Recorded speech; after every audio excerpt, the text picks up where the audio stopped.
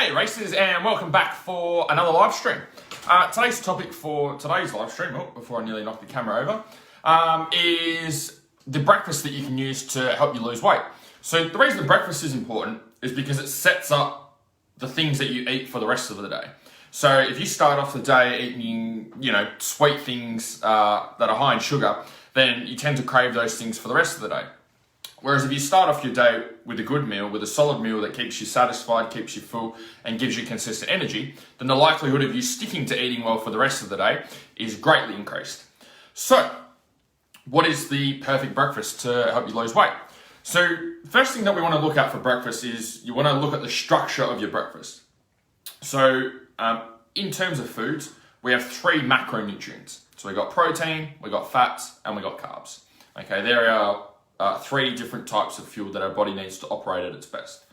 So what we want to make sure for breakfast is that we've just got a little bit of each in there. Okay, a little bit of protein, a little bit of fats, and a little bit of carbs, and that's how we want to structure our meal. So some meal ideas or different types of foods that you can have. So first off, to start off with protein, it could be a couple of rashers of bacon. Okay, it could be a little bit of steak. It could be some breakfast sausages. It could be a little bit of chicken, okay? It could be a little bit of pork. It could be turkey. It could be a little bit of fish, a little bit of salmon. You could even use like smoked salmon that you get in the packet, or you could get fresh salmon and put out a little bit on the fry pan. So that's your protein source. So that's one portion of our breakfast covered. Once we've picked one of those, great. Then the next thing we want to do is, okay, a little bit of carbs. So what are some types of carbs that we could have? It could be a little bit of fruit. It could be a little bit of potato. Okay, it could be what else have we got? Could be a little bit of brown rice. Okay, in the morning. So just a small portion of carbohydrates, and then our portion of fats. So this could look like a handful of nuts. Okay, it could be for me at the moment my go-to nuts are the macadamia nuts. Sorry, not macadamias, cashews. But you can have a small handful, like just a very, very small palmful, because fats are quite high in calories. Could be macadamia nuts, could be cashews, could be almonds, could be peanuts if you're okay with them. Could be a small teaspoon of peanut butter. Could be a little bit of avocado, okay? Or maybe even some eggs, okay? You could put your eggs with a tiny bit of olive oil. Olive oil is very high in natural fats as well. You could cook up some eggs and use that as your fat source. So, out of all those, you just pick one food from each of those. Hey, Danko, and that's your breakfast. Okay, that's helping you to put your breakfast together. Now, the most important thing when you're focusing on losing weight is you have to be in a calorie deficit. Okay, so what that means, hey Ryan, is you have to be burning more calories than what you're taking in. So we burn calories through exercise, through going to work, just through being alive. And we take in calories through food, okay, through nutrition. So we have to make sure that we're burning off more calories than what we're taking in. Now, there's two ways that you could focus on losing weight. You could just eat the same amount of food you're eating now and the same amount of calories and just train 10 times more or 10 times harder, okay, and do it that way. Or you can do it the other way, which is the easier way, is you focus on the food that's going into your body, okay, so that we're creating a gap there between what you're burning and what's actually going in. Ultimately, that's what we're working towards. Now, the reason this breakfast works well, and you'll notice with the foods I went through, you notice I didn't mention cereals or anything like that. The reason we use whole foods for each of those is whole foods are quite dense. And so your body takes time to be able to take them in and be able to digest them and break them down and get the nutrients that it needs. So what this means is the level of energy that you have, hey Justin, the level of energy that you have, which is released through the morning, is more consistent because your body's taking time. It's taking 3 to 4 hours to break down, hey Ben, to break down that food that you've put in, to be able to give you energy to keep you, going through the day and keep you satisfied to either your morning tea or to your lunchtime.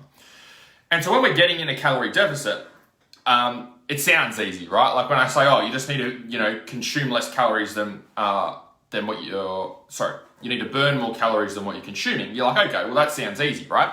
Until it actually comes to doing it during the day and you figure out how many calories each of the foods that you're having actually has in it. So this is why it's important to use whole foods, because whole foods will keep you satisfied for longer periods of time. Okay, when we're not using whole foods and we're using things that are high in sugar, okay, or that are very processed, that tend not to have much fiber in them and not much substance to them. And so your body digests them really rapidly and really quickly. And so we get this short sugar spike or energy spike, and then what happens is we fall off the other side and we feel like shit, and then we start to crave more food. So we're eating these high calorie foods that don't even make us feel full. So we want to keep eating throughout the day and keep snacking, and we're constantly finding that next thing to keep us going throughout the day. So that's why we want to start our day with whole foods, using really good quality foods like I already went through. Getting a good source of protein, a good source of fats, a good source of carbs, and that's our structure for our breakfast, and that's going to set you up for the rest of the day. As I said earlier, if you're starting your day with a high level of carbs or a high level of sugar or a high level of processed foods, is your energy goes like this, okay, with a high level of carbs or sugar, and then you drop off the other side. And then as you're going through the day, you're just chasing your tail the whole time because you come off that sugar high and you feel like shit. So your body's naturally craving the next sugar high to be able to pick you up and get you through. So it makes it hard to be in a calorie deficit when you're eating foods that are highly processed, high in calories, and don't fill you up. So that's why we use good whole, real food in the morning for breakfast. Because that's going to make it easy for you to get in the calorie deficit and lose some weight. Common mistakes that I see. And I did a little bit of research on this just before I jumped on this video for you guys. So I had some hard information on cereals for you, because that's really what motivated me to put this video together. Common mistakes that I see. People will start their day off with cereals. Okay, so things like Nutri-Grain or Wheat Bix or Special K or whatever's out there, Cocoa Pops, I don't know, whatever's out there. I don't eat cereals. So the problem with starting off with cereals is cereals are marketed as this thing that you have for breakfast. Okay, and the truth is, you can have whatever you want for breakfast. Okay, if you want to have dinner for breakfast, you can do that. Okay, there's no law that says you can't have breakfast or lunch you can't have dinner or lunch at breakfast time. Okay, it's just all the marketing and advertising that we've seen over the years that makes us think, okay, well, cereal is a breakfast food, and that's what you should be having for breakfast, or bacon and eggs is your breakfast. So you'll notice with the breakfast I just went through, they're foods that you could eat at any time of the day. So the first thing you've got to get out of your mind is there's specific foods for breakfast. There's not. You can eat whatever you want for breakfast. Okay, there's no law against what you can eat in the morning. Now the problem with cereals is a few different things. Number one, they have very low nutritional value. Okay, they're shit. Okay, despite what it says on the box, high in fiber, high in protein, 20% protein, got this in it, got that in it, got this essential bloody whatever it is. At the end of the day, in comparison to real food, it is shit. Okay, there's no cereal out there that's going to replace actually getting some proper food in first thing in the morning.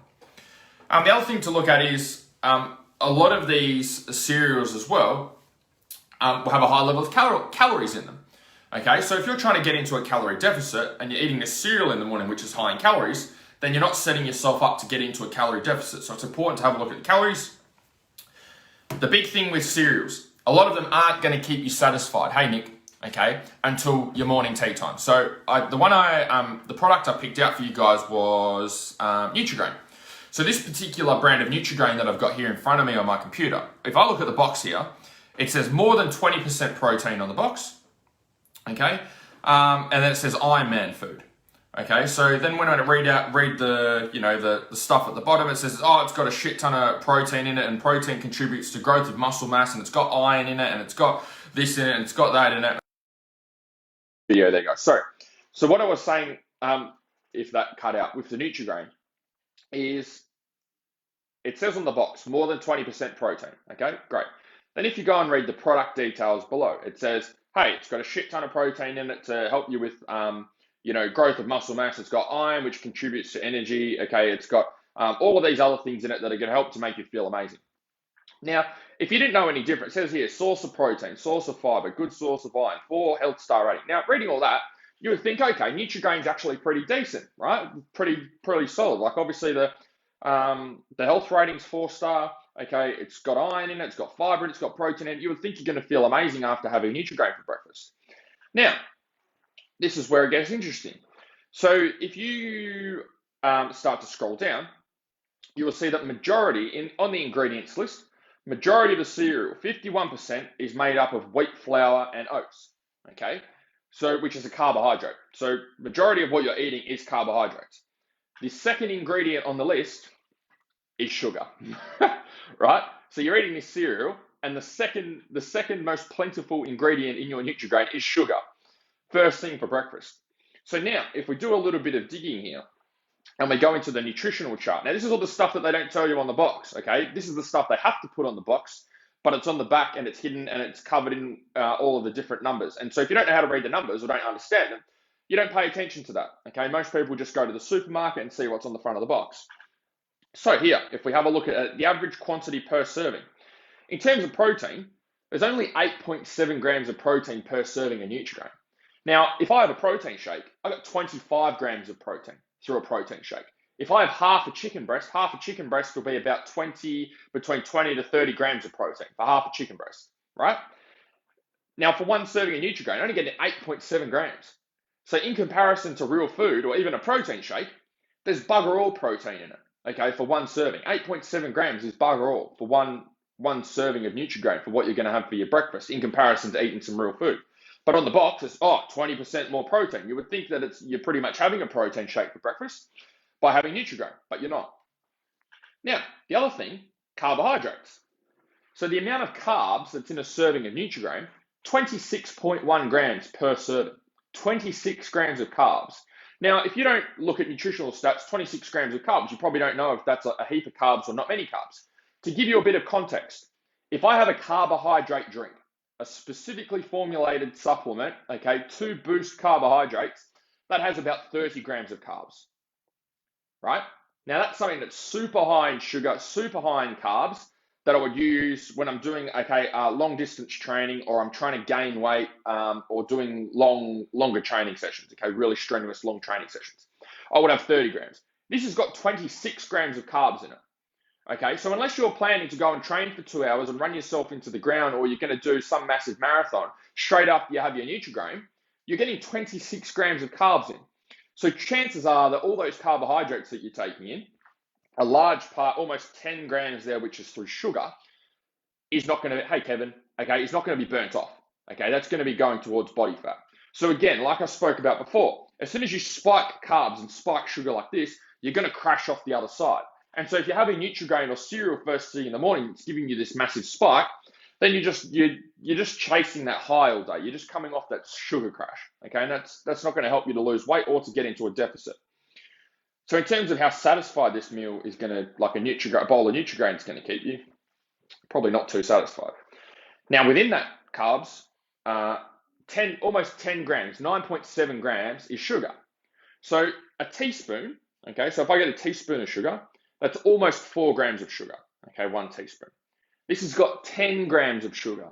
So that's like 2.5, that's like you getting 2.5 teaspoons every morning of sugar and putting that straight in your mouth through Nutrigrain. Now again, this is the stuff that they don't tell you on the box. If I looked at the box, it says Iron Man food, it says more than 20% protein, and then I read the little product details and it's telling me it's a great source of protein and great source of fiber and great source of iron, but in comparison to actual good whole food, okay, it is fucking terrible. So if you're eating cereals for breakfast and you're trying to lose weight, get rid of the cereals, chuck that stuff out, okay, and focus on eating good whole foods in the morning. Anyway, so that's a little bit of stuff there on cereals, which I've banged on about for probably a little bit too long. But anyway, the other common mistake that I see when riders are trying to lose weight is they will eat healthy, but they find that they're still not losing weight, and they don't know why. Okay, they're doing a bit of training and they're trying to eat well, but they're still not losing weight. The reason that you're not losing weight is because you're not in a calorie deficit. Okay, it's that simple. Okay, if you see those ads on TV of like poor countries and you see skinny kids there, okay, the reason they're so skinny is because they're not eating enough food. They're not getting enough calories. Okay, you don't see any of those ads on TV of the poor malnourished people and they're overweight. Okay, and the reason that is because they're not getting enough calories in because they can't afford the food. So at the end of the day, if you're not able to lose weight or your weight's not dropping, it's because you're not in a calorie deficit. Okay, you're consuming the same amount of calories that you're burning, or if you're gaining weight, you're over consuming calories. Okay, you're taking in more calories than what you're burning. So even if you're eating healthy, it doesn't matter. You have to be in a calorie deficit. Okay, so if you're in a calorie deficit every day, okay, and you're making sure you're getting under your calories, but then you go out on the weekend and you go and have a big dinner and you go to Sanchuros, okay, and get a big dessert, and you ride off the weekends and you only stick to eating healthy Monday to Friday, and you're not losing weight, chances are what's happening is you're creating a deficit from Monday to Friday, and then on the weekend you're blowing that deficit out. Okay, so how do you fix that? You track your food. You pay more attention to what's going into your body, and also making sure you're consistent with your training and burning what's on the other, burning off calories as well. So as a summary for today, how do you lose weight setting yourself up for success with breakfast? A source of protein, a source of fats, a source of carbs. Get some sort of meat, some sort of fat, nuts, avocado, olive oil, and then some sort of carbs. Okay, might be a little bit of potato, it might be a little bit of brown rice, for example. Make sure you're using whole foods to keep you full. That's the whole goal. Consistent energy and keeping you satisfied so it's easy to stay in a deficit. Hey, Brock, and you're not starving all day. And then the next thing was make sure you're in a deficit. Okay, you have to make sure you're in a deficit. It doesn't matter how well you eat. Okay, or it doesn't matter if you ate lettuce leaves all day. If you're still in a calorie surplus, you're eating too many calories for what you're burning, you will not lose weight. Get rid of your cereals, okay, for breakfast. That's going to be the biggest start for a lot of you guys, and eat some proper food for breakfast. And then second, put some effort into tracking your calories, okay? If you just eat well Monday to Friday and then you blow out over the weekend, chances are all that hard work you did to get yourself in a deficit during the week is being blown out on the weekend. So, since we're on the topic of losing weight, I'm looking for 5 more riders that want to lose 5 kilos or more while only training 3 times a week in the gym without having to starve yourself to get there. So if that sounds good to you and that sounds like something that you are after, I'll put the application link below in the comments for you guys. It'll ask you a couple of quick questions about what you're working towards and the challenges that you had with getting towards your goal weight. And then I'll give you a quick call and see if I can help or not. So if that's something you're keen on, you can fill out the application form below. Otherwise, hope you guys enjoyed this video and look forward to putting some more together. Chat soon.